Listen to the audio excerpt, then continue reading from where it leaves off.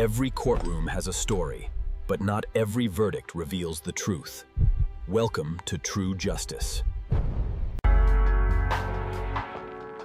Explain a little bit clearer. These papers seem to indicate that you're trying to proceed in equity or under Yes. some sort of a pseudo legal jargon. Tiara Butler, we'll go back on the record in 64D01-2306F65582. I have a request for pro se. She would like to represent herself in this matter. So I'd like to conduct a Feretta hearing. Ms. Butler, please raise your hand to be sworn. Do you swear or affirm under penalty of perjury to tell the whole truth and nothing but the truth? Yes. Okay, thank you. All right. Are you under the influence of any alcohol or drugs today?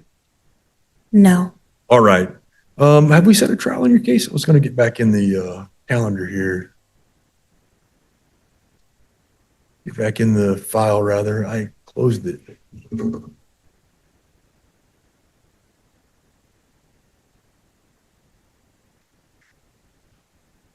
We did, Your Honor. Oh, that's right. Yeah, we set a trial already. Your trial set for August 18th and 19th, and you've indicated you want to represent yourself. Did you have a chance to review the pro se waiver rights form I presented you in open court? I looked at it a little bit. Did you sign off on that? No, I did not sign off on it yet. Okay. Would you like to have more time to review it before you sign it? Yes. Can I get the second page, please? Because I had written on the back of it. You have a spare. I'm just gonna give me a whole new one. Can I also address something? You just let me know when I can. Oh, go ahead. When we spoke earlier about the document that was submitted, I just want to inform you that the head clerk is aware of it. Since May 11th, they've been working with me, providing me all the accounting. What you just gotten just now, I think one of your staff did not follow the correct procedures. So I was going to let you know that my estate has not been abandoned. I also want to let you know that I did not appoint anyone to administrate my estate. So for that being said, I'm coming here with honor, clean hands, and no conversation. I do not want to argue about anything. I just want it to be settled, closed, and gone. Okay, ma'am. Anything else? When you do present another date for me to come in, would I be able to talk about this matter? How this all led up to, because I really never got a chance to even speak to no one. I've been Ma'am, that's what the jury trial's for, okay?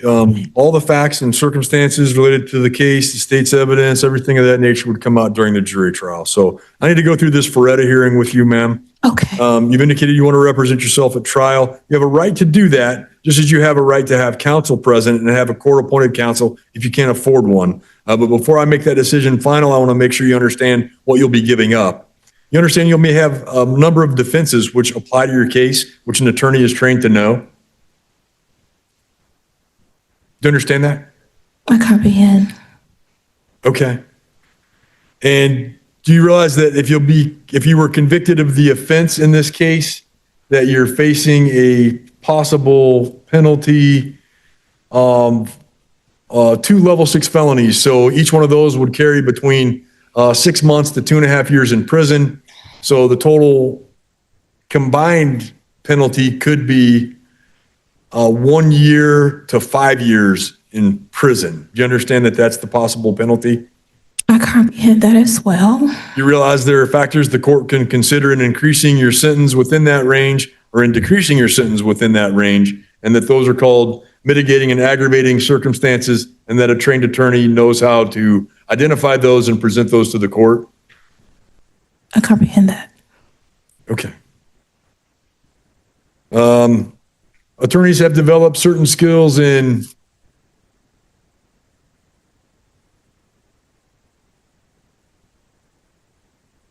investigating your case, interrogating witnesses, and finding favorable witnesses and obtaining their testimony. They can explain the charges and any lesser included offenses to you. They can gather documents and other kinds of written evidence. They can prepare and file motions before trial, such as motions for a speedy trial, motions for discovery, motions to keep unfavorable information from being received as evidence. They know how to examine and cross-examine witnesses at trial. They can recognize objectionable and unfavorable evidence and promptly object to its use. They can present favorable sentencing information and attack unfavorable sentencing information. At a jury trial, they can present favorable opening and closing statements, prepare appropriate written jury instructions, and select a jury. They have the training, knowledge, and skill at properly preserving the record of the case for purposes of an appeal. An attorney can also evaluate the strengths or weaknesses of the case against you and give you expert advice on whether you should attempt to seek a plea agreement with the state, which may result in the dismissal of some of the charges and a recommendation for a favorable sentence in return for your plea of guilty. Do you understand all that? I comprehend it. Okay. You must understand if you decide not to have an attorney, you will not receive any special treatment with your defense. You have to follow the same rules and procedures in your case as an attorney would have to do. Do you understand that? Yes, I comprehend that, so. Okay, so you filed these documents with the court, and these documents make statements about an Office of Executor Observations, findings regarding Porter County Superior Court interaction with Tierra Lene Butler. You talk about final order to settle and close, Yes. different things like this. Yes. And then there's like a recitation of chronology, different things of that nature. And a few minutes ago, you mentioned something about how the clerk's office is helping you like settle your accounts and different things of that nature. You understand that those aren't themes or processes that are part of a criminal court proceeding? Well, I had did some research on my case, and I noticed that I had in a high. That's not the question I asked. No. I think you misunderstood the question. It's not criminal. It's not criminal. Oh, you're here in a criminal proceeding. Do you understand Yes, that? yes, I am in a criminal proceeding, but like I've been trying to explain, ever since when I had. Well, I need you to answer the question I asked you. Okay. Okay, which was whether you understand that these documents and things that you follow with the clerk's office, what's the receipt date on this? It should be April 16th or 15th. April 16th it was received, so just yesterday. That these aren't criminal matters that you followed with the court? Those are criminal matters, the violations that have been held against me. Yes, that's a lot of violations. You understand they're not, though. I mean, these aren't things of a criminal nature that would be part of this criminal case. Well, you saying what I just found is not what criminal? This Explain a little bit document, clearer. these papers seem to indicate that you're trying to proceed in equity or under Yeah, some that's sort of a pseudo legal jargon, some type of Is we in the Article Court 3 right now? say again? Are we in the Article Court 3 right now? I don't understand what you mean. This is the Means Supreme that, Court of Porter County. okay, so we basically still in the same court as administrator. So you're basically trying to administrate a mistake. What I was letting you know. Okay, Ms. Butler, you understand that these administrative things that you're talking about aren't part of this court proceeding? I know, I'm aware of that. I was talking to myself, but what I'm saying is I have done some research, okay? And I actually wanted to address it. And I'm not getting no assistance with the public defender, okay? What are you trying to address, ma'am? My innocence of the matter, and also the violations, the due process, the unverified information, the lying, the evaluation. I've been forced to be drugged without a cell hearing. My evidence that was held from me when what's his name? Jeffrey Clymer had ordered the prosecutor to meet me in private to see my documents. I mean, the evidence held against me, and he refused to present them to me. That's a brand new violation because it worked in my favor when I first got it. Then also Ms. on the Butler, record. I'm trying to get you through this Hold on. Feretta hearing. No, but you asked me. And I'm trying to explain the violations, okay? Right, but those aren't violations that are They are. part of this court proceeding. Now, on this court proceeding. If you have something that you plan to file related to that, it has to be filed through your attorney because you And still have attorney. I did that too. You know what he did? I don't know, man. Ignored me. What you have filed through the clerk's office, you're saying are that matters in equity. We don't recognize what you're talking about in these Guys, filings. This is a bank. This is a bank. I understand how the What'd you say? This court system operates like a bank. Okay, it doesn't, ma'am. This It court system operates. doesn't operate like Yes, a bank it in any way whatsoever. So, hold on, let me finish. no. I'm not going to let you finish that Okay. particular statement. I said I want to Because process I just and don't need- want to argue. I need you to, I just want you to redirect it. understand me mentally. I did the mental thing just fine. Okay. I'm not worried about any mental thing. Okay, What I'm worried okay. about is the conception you may have that this is some sort of court of equity or some sort of a business transaction, some sort of a bank, something of that nature, because it is none of those things. You realize that? This is a criminal court. Yes, it is. This setting is. We're not an Article 3 court. That's a federal concept. Yes.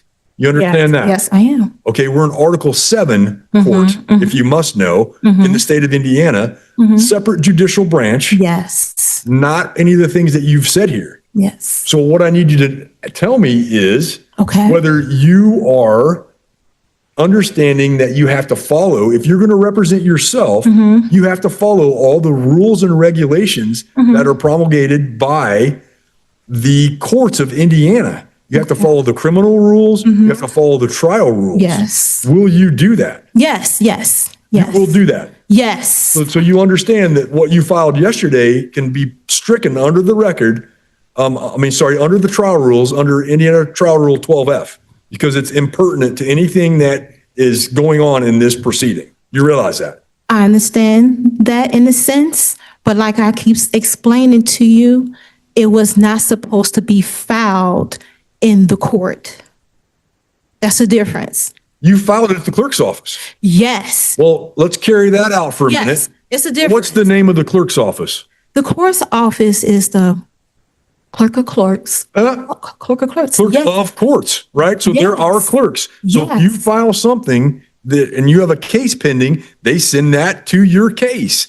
Unless you try to open a case of your own, No. you're trying to open litigation of your own. No. Okay. What I am. This has to be presented in your court case here that you have pending before us. Okay. you're So you telling will me not to strike follow it? the Rules. You won't strike it down, or you will strike Oh, it? it has to be stricken. It is impertinent to anything we're doing here. You understand?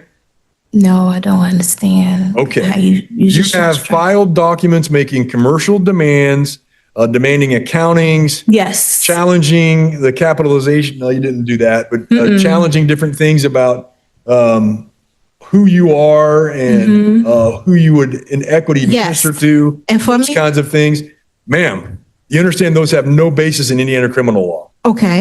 You realize But- that? But let me explain. Can I make a statement to you then? You said there's no basis in criminal Go law. ahead. What's your statement? Well, I also want to say something. And I am a minister, and I want to read this on the record, okay? And it states that should a man prove himself to be living and not dead, nor lost of sea, his estate must be returned to him with mean profit. I am the living man that has a womb. I have accepted appointment of this office of executive. As such, this office gives notice of its observations and findings. And now I have issued orders, okay? And in the scripture, the living and the spiritual man judgeth over all things, yet he shall be judged by no man. And that's 1 Corinthians chapter 2, verse 15. Like I said, I came here with clean hands. And I'm now the executive. My estate has no longer been abandoned. And I don't allow no more trespassing and interloping upon and administrating it. I discovered a lot of things along the way, put me in this position.